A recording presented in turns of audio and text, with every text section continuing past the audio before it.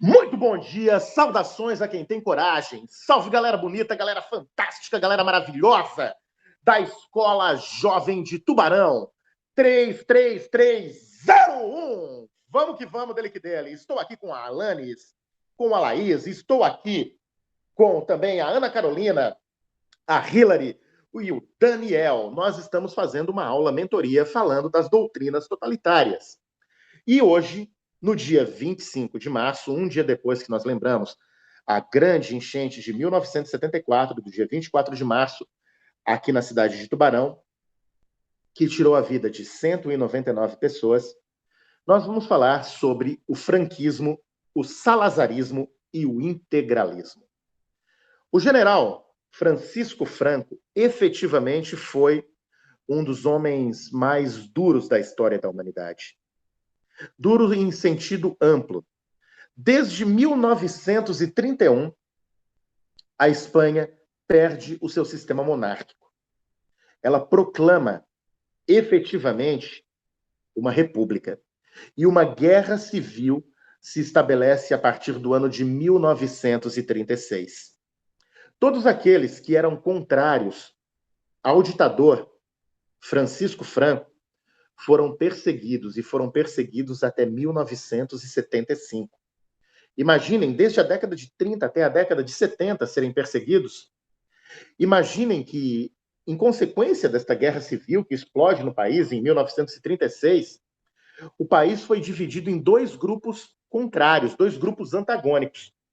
Os republicanos, liberais e socialistas, de um lado, e os monarquistas, fascistas e tradicionalistas, do outro, liderados por Francisco Franco.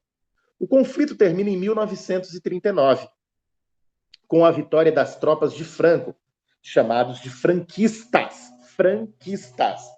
E eles haviam recebido o apoio militar de Adolf Hitler e de Benito Mussolini.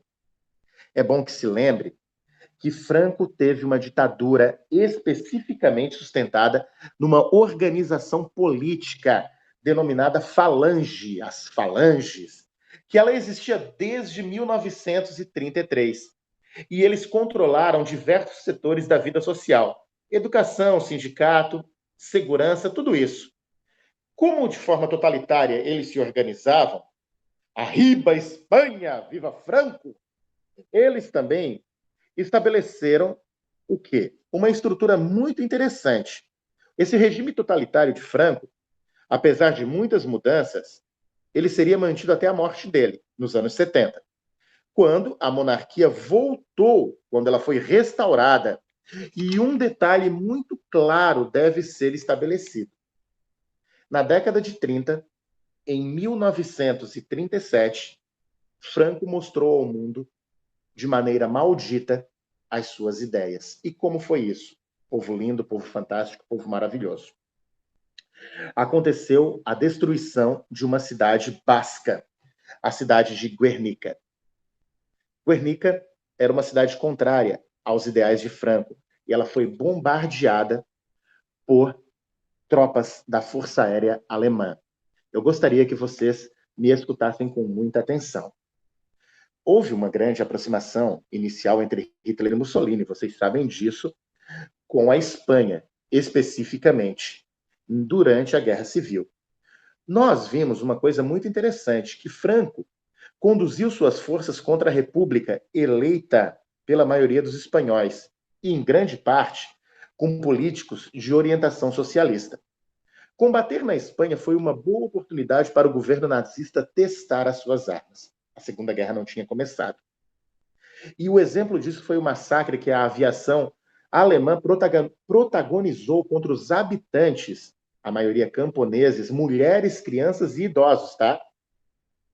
Da pequena cidade de Guernica, ao norte da Espanha, em abril de 1937. Em poucas horas de ataque, os bombardeios mataram quase que um quarto da população local. O massacre foi uma demonstração de força, direcionada aos republicanos, aos socialistas e ao mundo do poderio militar alemão. Esse episódio violento ficou eternizado na obra de Pablo Picasso, Guernica.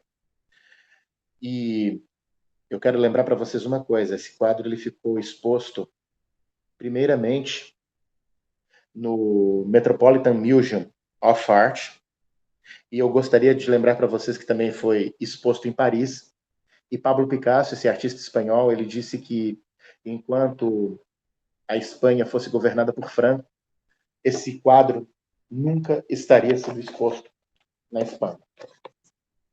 Guernica é um quadro enorme, ele está exposto hoje em território espanhol, e ele mostra a dor do povo dentro da visão cubista de Picasso. Lembrem disso. Eu também gostaria de falar de um detalhe importante. Na década de 30, Antônio de Oliveira Salazar assume o poder em Portugal. E uma coisa simples: a ditadura implantada por Salazar tem como base jurídica a Constituição de 33, que foi muito conhecida como Estado Novo, parecido com o Estado Novo brasileiro.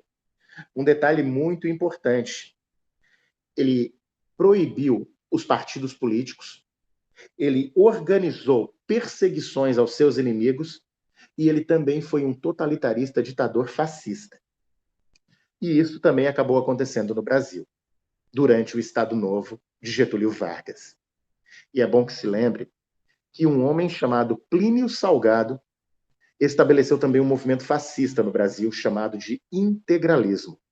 Eu vou convidar neste momento o meu amigo Daniel Henrique Goulart Felipe para compartilhar uma tela e abrir inclusive o seu áudio, Daniel, para que nós possamos inclusive visualizar essa tela. Eu peço para você também abrir aí a sua linha de microfone para que nós possamos também visualizar especificamente a imagem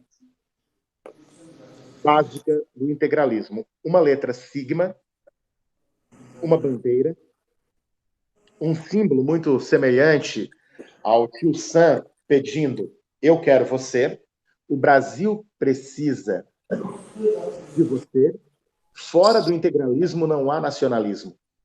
Olha, esses caras eram chamados de camisas verdes. Pode publicar outra imagem também, Daniel, por gentileza?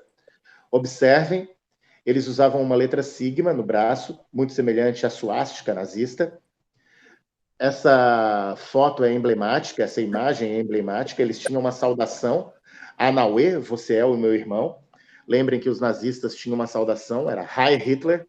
E lembrem também que os italianos tinham uma saudação, Ave Duce, e os japoneses que se aliaram ao eixo tinham também uma saudação, Banzai.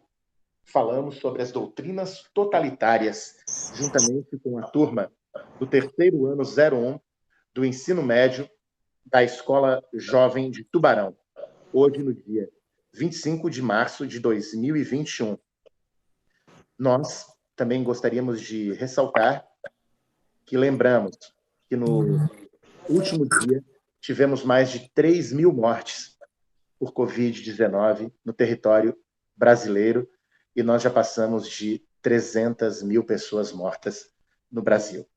Eu agradeço muito toda a gentileza de vocês, toda a educação da Ana, da Laís, da Hilary, da Alanis, do Daniel, e eu desejo a vocês, alunos que estão assistindo, de todas as escolas, de todos os lugares, eu desejo a vocês uma boa semana, um bom dia e, acima de tudo, eu espero que quando vocês também verem esse vídeo, essa pandemia já tenha ficado na história. Que tudo de bom aconteça com a vida de vocês e que tenhamos a possibilidade de crescer e de aprender com todas estas lições que o mundo tem nos mostrado. Fiquem com Deus.